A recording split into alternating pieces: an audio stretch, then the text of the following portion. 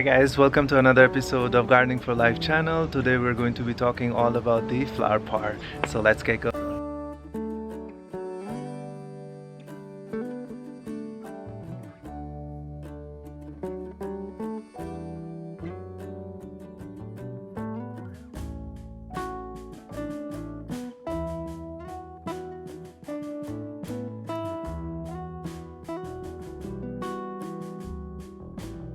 So 2 years ago in this plot of land we were growing quite a lot of vegetables, and we were focusing mostly on growing as much vegetables as possible organically, not really growing a lot of flowers, except I had few marigolds and roses.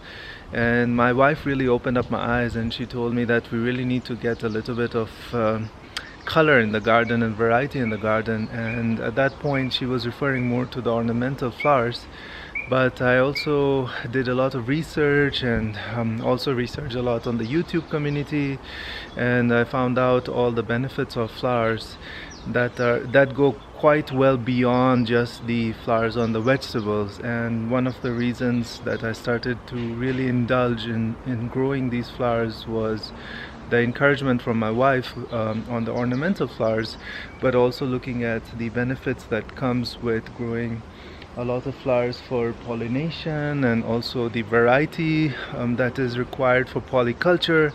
So the polyculture I was focusing on was the variety of vegetables and the type of vegetables, but the polyculture that comes with embedding the flowers within the vegetable bed is far beyond, and it's quite critical as well as ensuring that you have a lot of color. It just looks completely gorgeous. What I was really trying to do was to build a very good network of bees and pollinators in the garden that are quite beneficial when it comes to the flowering and fruiting of the plants within the vegetable beds themselves, and also to encourage the number of bees that are in our community as well, which is quite critical, and it's dropping enormously fast even in countries like Kenya. Aphids and nematodes are examples of those bad insects that are really need to be controlled. And if you're going for the organic method, I would really encourage getting those flowers to attract those good insects into the garden so that they could really feed onto these pests themselves. The colors themselves and the smells that the flowers have, it really helps to also repel a lot of insects. Marigold, for example, is a great flower that really repels all the mosquitoes. So it's a great flower to have if you have a problem with mosquitoes around your house. Plant a lot of marigolds, and I assure you that it's going to help quite a lot. Apart from that, we also have a lot of lavenders and basils.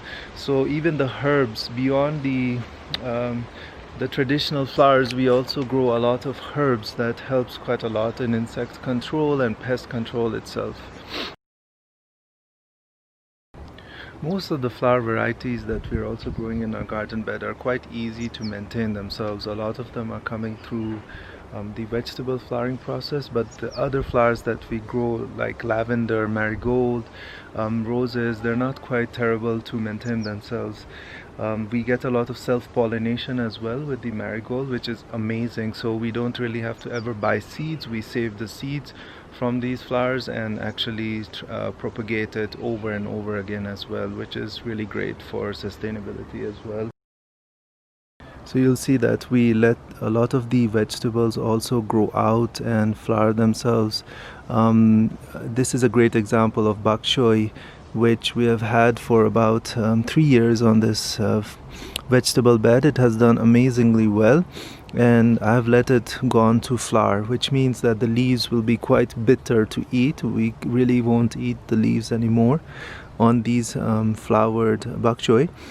But what you'll notice is that these flowers themselves, when they dry out, as you can see here, we're going to save the seeds from them, and then the rest of it will go into our compost pile, which is really sustainable use of product of a dried plant. Also, what I would encourage is when you're taking out these plants, you have to be extremely loving to them, and not just, I see a lot of people really ripping it out and getting pissed about it and throwing stuff out, but really they have served their purpose. They have given us so much love and so much food over time that we should be really loving with them as well.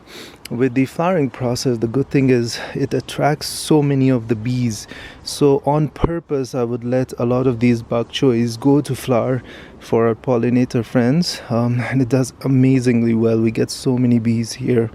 And it's the same with the shallots themselves. We let them flower, let them dry out, and then dig out the shallots after that. So it's so much benefits when it comes to vegetable flowering. A lot of it is on purpose to get the seeds and for the bees, and then some of it is also to really let the plants mature so that we can harvest it after. Also minimizes the pests that would come to the neighboring vegetables that we're growing, like the cabbage, the lettuce, the brinjals and the ginger, etc. What it does is really it's making those plants, if they were grown alone, they would be quite susceptible to the pests. So beyond the pest control benefit of these flowers within the bed, what we also find is flowers like marigold, they also control a lot of the weeds. They suppress the weed that are between the vegetable beds. Instead of leaving it empty, what you'll find is it suppresses those weeds like grasses and other weeds within the bed itself. One of the benefits of growing these beautiful marigolds is that they smell amazing, and it's the citronella oil within these marigolds that repels a lot of those mosquitoes and pests, which is really amazing. We can also use these marigolds for cooking.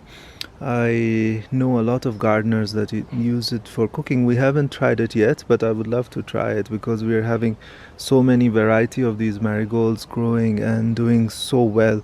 As I mentioned, they're self-pollinated flowers. They're so easy to grow. We dry it out, save the seeds, and grow them again, so we never buy the seeds. And they really do excellent in any weather. They need very little love.